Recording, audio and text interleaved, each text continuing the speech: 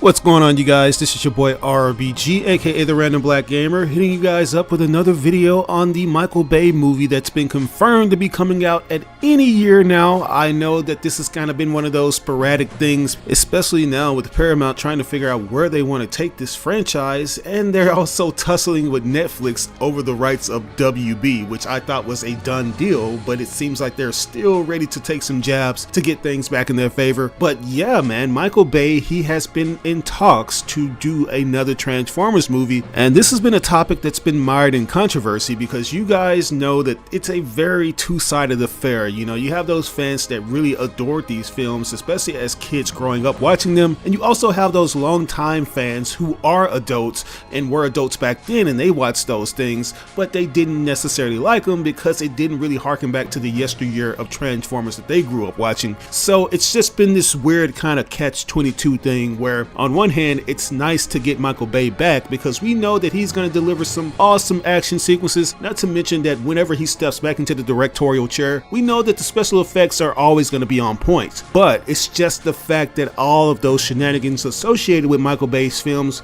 left a bad taste in people's mouths, and they don't want to see him again. They just want Paramount to find somebody who's worthy of getting the Transformers back in good standing with the fans, and it's just been a very tall order to fulfill. In my honest opinion, it felt like we were actually coming back into our own with Bumblebee because it was something that actually gave the G1 fans what they wanted while also giving that modern touch up to it. But things started to falter when we got Rise of the Beast, which tried to give us a bit of both. They tried to give us a bit of what Travis Knight brought to the table along with that Michael Bay chaos, which left mixed results. I thought the movie was fine. I didn't really have any problems with it other than the fact that, you know, it was a little rushed in certain areas, not to mention that I didn't appreciate how the producers tried to placate the fans on what universe it was set in. Like, it was already established in the previous film that we were starting a new continuity, but they started doing certain things like reverting Optimus back to having that retractable battle mask and giving him the 2007 Transformers movie face. And then they would even go so far as to insert music from the Michael Bay movies to make it seem like, oh yeah, this is just one big continuity, when continuity hasn't necessarily been the strong suit of these films. Even back when Michael Bay was just doing them, he would even step over his own continuity when it came to certain story beats. So yeah, we need to get things back in order, and it seems like Paramount is dead set on going back to the drawing board with Bay. And since we got that announcement that he will be returning to the director's chair, a lot of things have started to accumulate that have made people speculate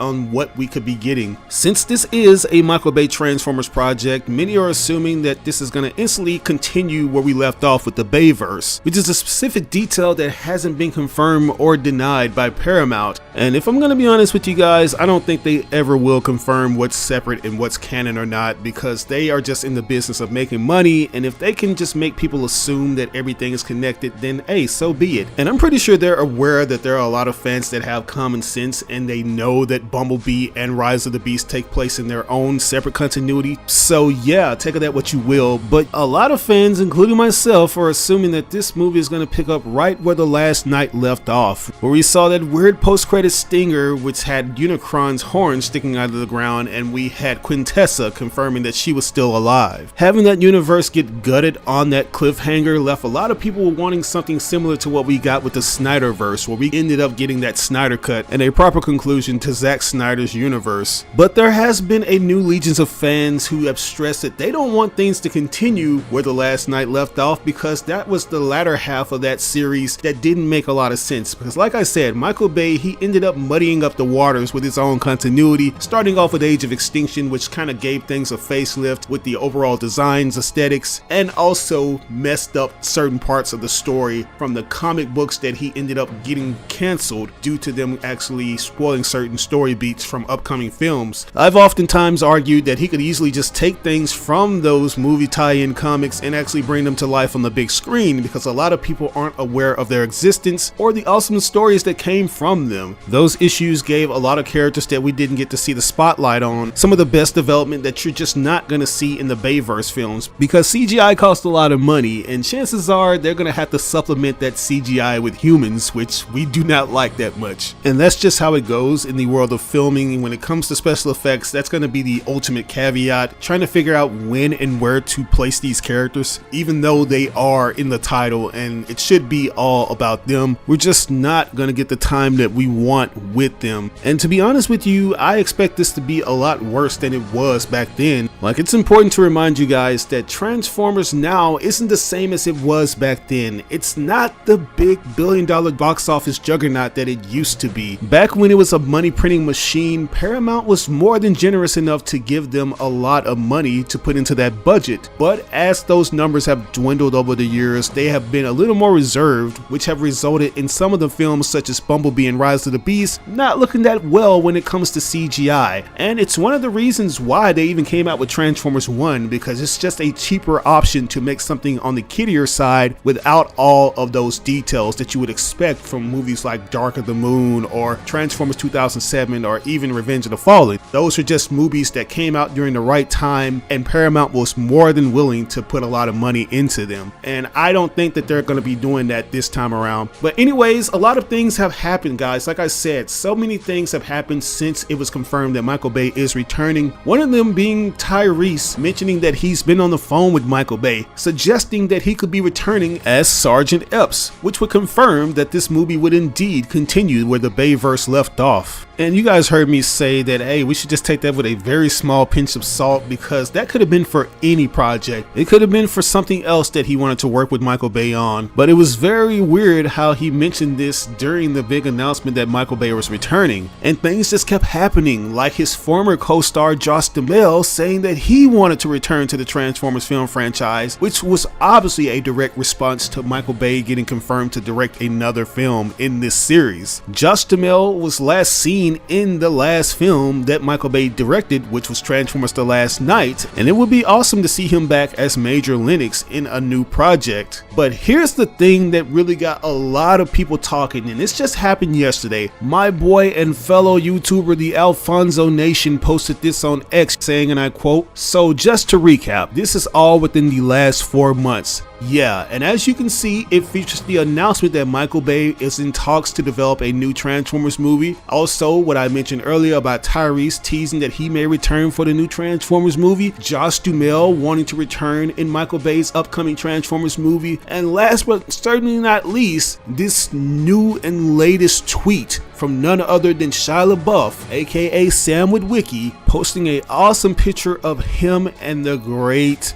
Peter Cullen, aka Optimus Prime, which created a speculation hailstorm because Shia hasn't been involved with a Transformers project in almost 15 years, guys. It's been going on 15 years since we last saw him in Dark of the Moon. I mean, if you want to be technical, it's kind of 8 years since the last time we saw him was in Transformers The Last Night, but that was just a photo of him. So yeah, man, I want to say at least 15 years since we saw him in a Transformers movie standing alongside Bumblebee. And I'm not gonna lie, I was kind of taken aback by this and kind of shocked because Shia LaBeouf is one of those characters that kind of keeps a low profile, man. He's usually one not for the spotlight, and he doesn't really make a lot of appearances, and he rarely ever talks about his experience working on the Transformers films. So to see this is a big one. Not to mention he's at a convention in Pennsylvania, guys. This is something that we would never expect from Shia LaBeouf, to be at something associated with a convention and a Transformers one at that. Mind blown. As you can see, we have a picture of him standing in front of an interview that's being hosted by somebody that's interviewing Peter Cullen and what looks to be his opposite, which is Frank Welker, who you guys recognize as Megatron / Galvatron, and many other characters in the Transformers roster. And then we have this awesome photo of him speaking directly to the legendary Autobot leader himself, followed up by the tag of the post titled "Roll Out." And I'm pretty sure he's aware that he's adding to this snowball of speculations that have already been accumulating since the announcement of Michael Bay's return. And I think it's awesome that a lot of fans are still invested in this particular continuity. Like I said, I'm very much aware that it's split right down the middle on those that love it and those that don't. But those that do love the Bayverse can at least get something that they like, man. They can actually get something that's a proper conclusion that ended on a cliffhanger. Not to mention that everybody gets something that they like, right? Like, we've gotten Bumblebee, as I mentioned earlier, Rise of the Beast, which I think a lot of Transformers Beast Wars fans enjoyed, and even Transformers 1, which gave G1 fans what they have been asking for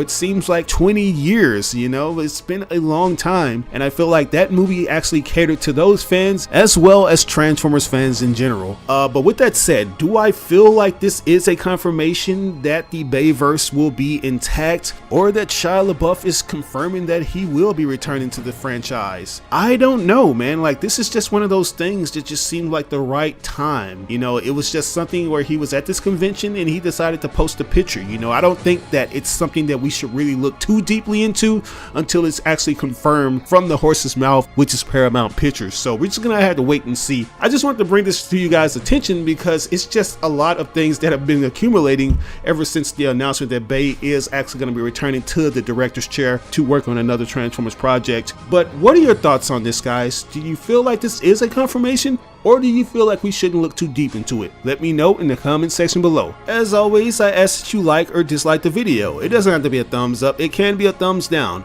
But if you really enjoyed this video, it would help me out tremendously if you shared it with all your friends and followers on all the different social media outlets. Sharing really makes a difference.